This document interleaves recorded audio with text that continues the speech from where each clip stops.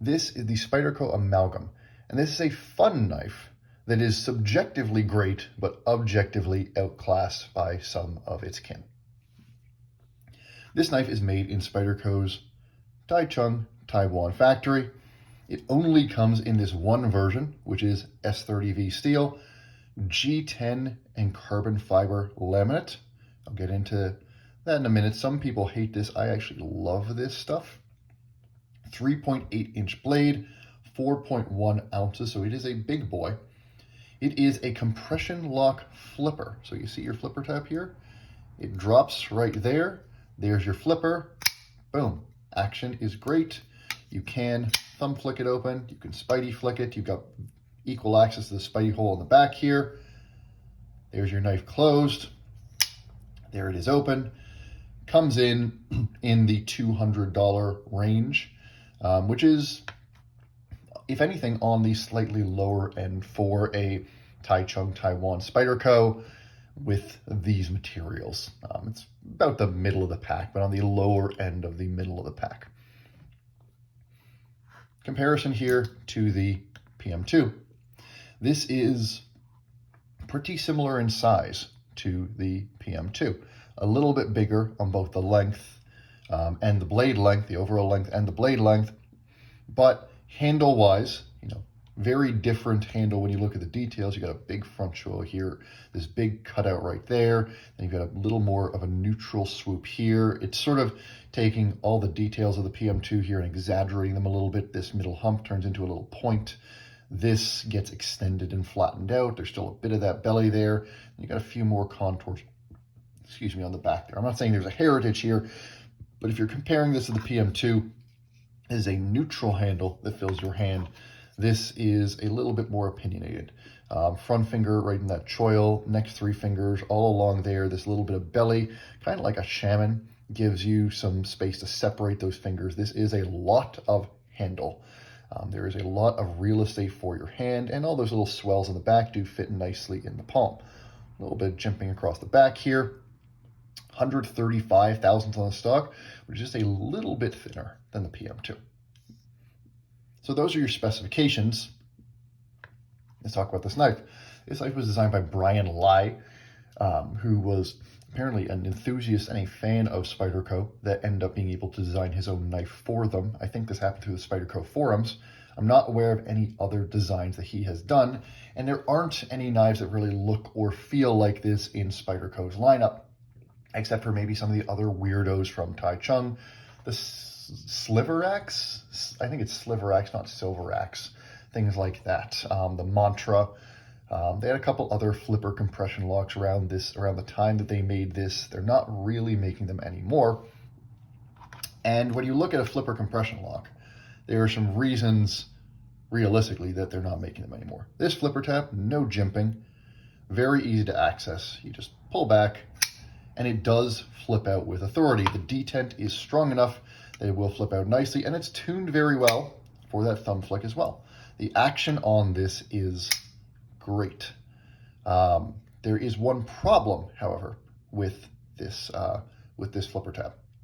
So with a compression lock, unlike say a liner lock, you are releasing the blade by pressing a tab on the back of the knife. Well, when I press this down, and the compression lock works just fine on this, it's secure, it's nicely knocked down here. When I press this down and the blade falls, you'll see it fell until it stopped. Why? That's your flipper tab right there. And your flipper tab passes right through the channel where your compression lock releases. So if I drop this here, then it just hit my finger. So if I'm going over here and the knife is closing, you'll see that flipper tab come right through that space there. That means that as I'm closing this, I have to do it in two stages. Either I have to, start it down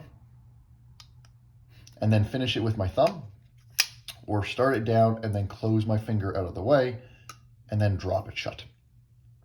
And so that is, it's more of a two-step experience than what you tend to get from flippers.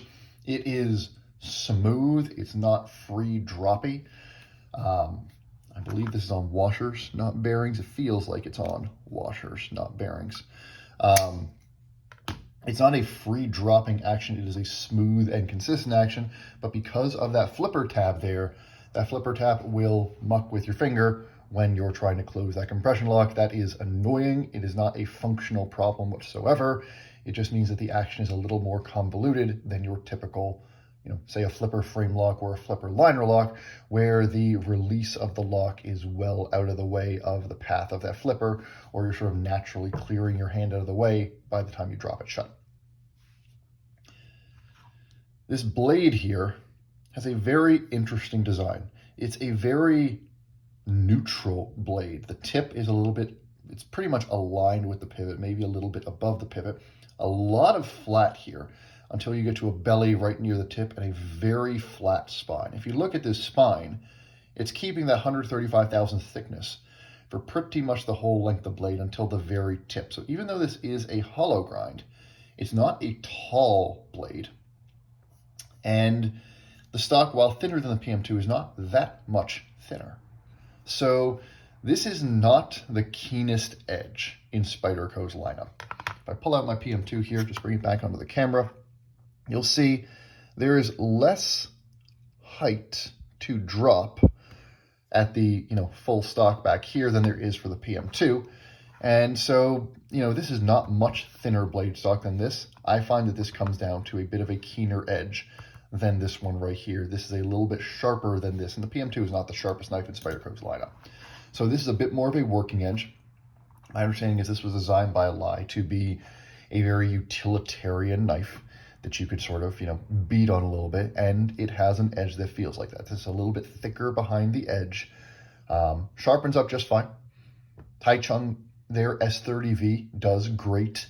They heat treat it well. It has solid edge retention. It is good performing S30V. So if you know S30V, that means you've got decent to above average edge retention, enough corrosion resistance that you don't have to worry about it, and it does get a little chippy on the toughness front, so that is the one area it sort of underperforms that led to the developments of S35V and things like that. I was getting a little bit more of that toughness and a little bit less of that chippiness in there. This performs exactly like you would expect S30V. Easy to sharpen, easy to maintain, a knife that you can use robustly, but not one you're going to want to, hack down a tree with. Brings us back to and then this handle here, you do have a choil here, though that choil is quite sharp. I can get my finger here and it is secure. When I start to really press down, the choil does start to bite me back a little bit, and it's not a protected choil. You've got a choil here, but there's edge right there. Again, through cardboard and stuff like that, fine. But another reason this is not a knife that I would want to beat on hard, because that unprotected choil there, it is easy for my finger to slip up and catch some real blade edge there, which would not be a great situation. So this knife ends up being, the shape is nice for passing through cardboard for a lot of your EDC tasks, things like that.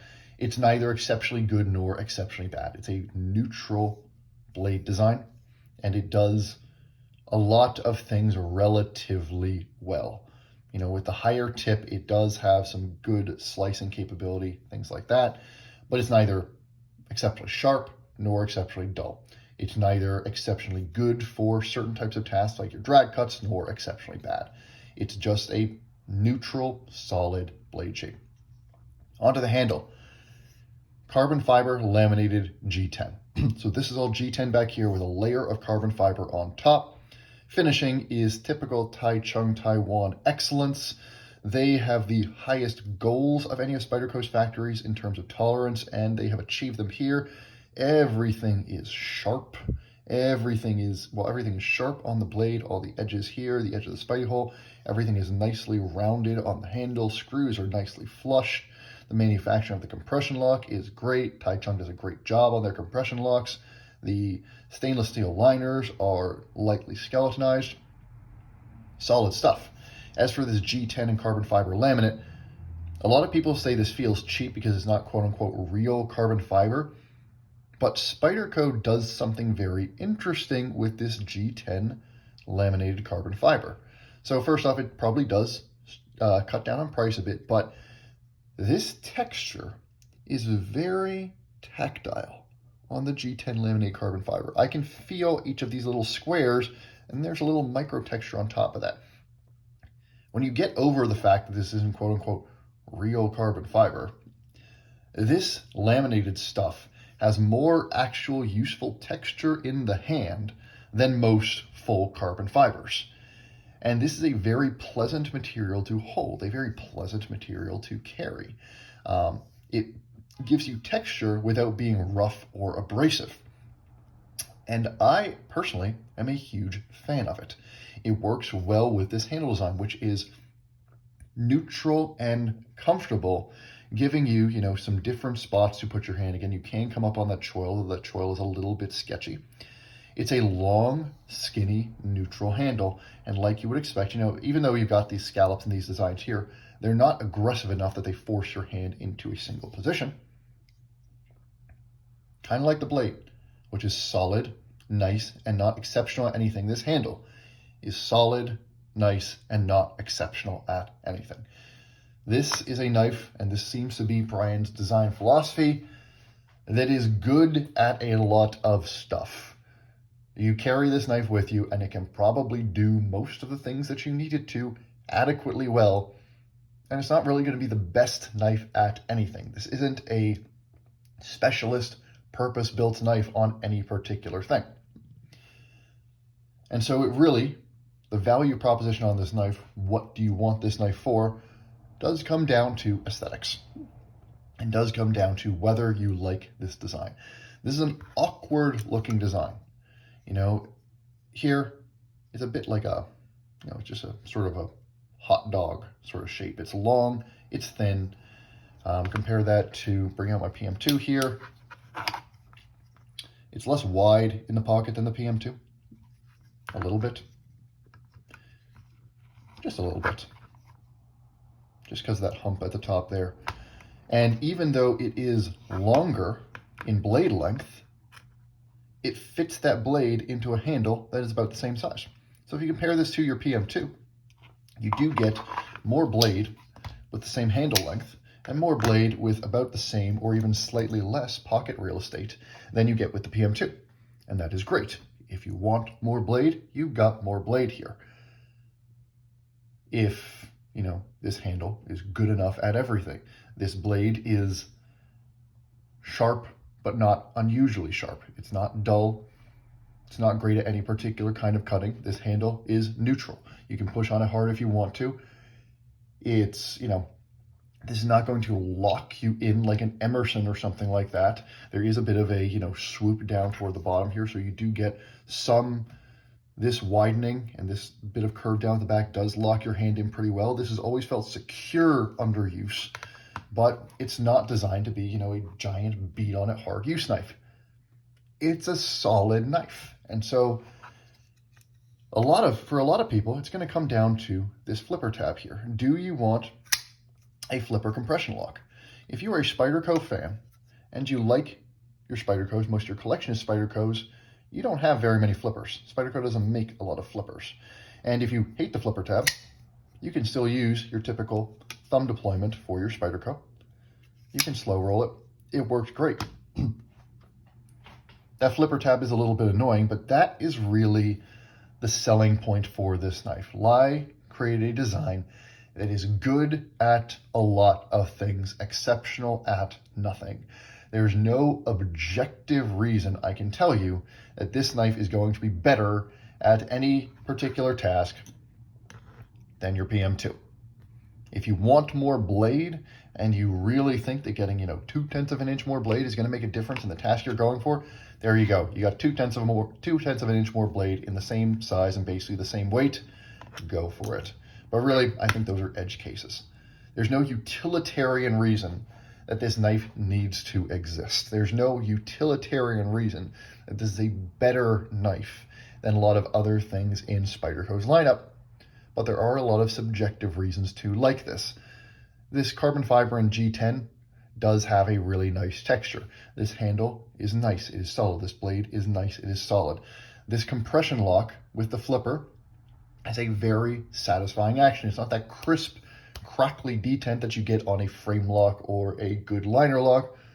But it's fine. If you want that flipper action and you're a Spyderco diehard, it's a good option. And those would be your reasons to buy the Amalgam. It's for those aesthetic reasons, for those subjective reasons. If you like this design, go for it. You're going to enjoy it. You're going to enjoy having it in your pocket. It's not going to take up too much real estate, and it's going to do everything you need it to do.